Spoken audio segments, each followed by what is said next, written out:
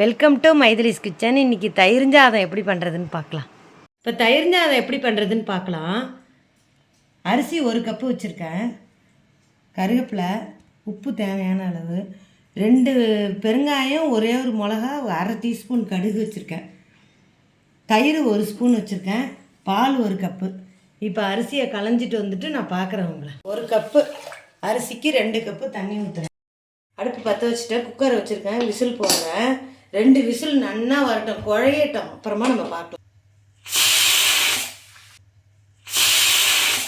Whistle வந்துடுதுப்பா, அடுப்பை அணைக்கிறேன், ஆறணுன்னு பார்க்கலாம். நம்ம இப்போ குக்கர் கூலாகிடுத்து, நம்ம திறந்து பார்க்கலாம். பாருங்கள், சாதம் வெந்துடுத்து. நம்ம கடுகு தாளிச்சிடணும். 1/2 ஸ்பூன் எண்ணெய் ஊற்றுறேன், பெருங்காயம் போடுறேன்.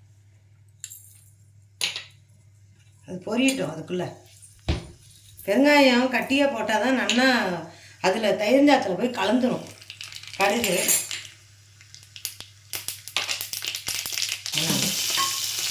இப்போ அடுப்பை அணைக்கிறேன், கருவேப்பிலை போடுறேன். இப்போ நம்ம கலக்கலாம். எப்படி கலக்கணும்னு காமிக்கிறோம். மசிச்சுக்கணும், இதுமாரி மசிச்சுக்கணும். இப்போ பால் ஊற்றுறேன். பால் தான் இதுவே சூப்பராக இருக்கும். உப்பு போட்டிருக்கேன், தேவையான அளவு உப்பு. இப்போ இந்த தாளிச்சதை போட்டுக்கலாம்.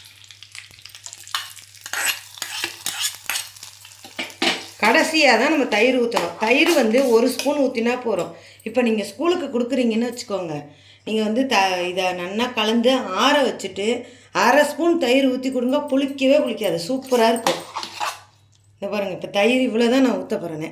ஏன்னா நாங்கள் லேட்டாக தான் நம்ம சாப்பிடுவோம், அதனால் அதுக்குள்ளே அது புளிச்சிடும்.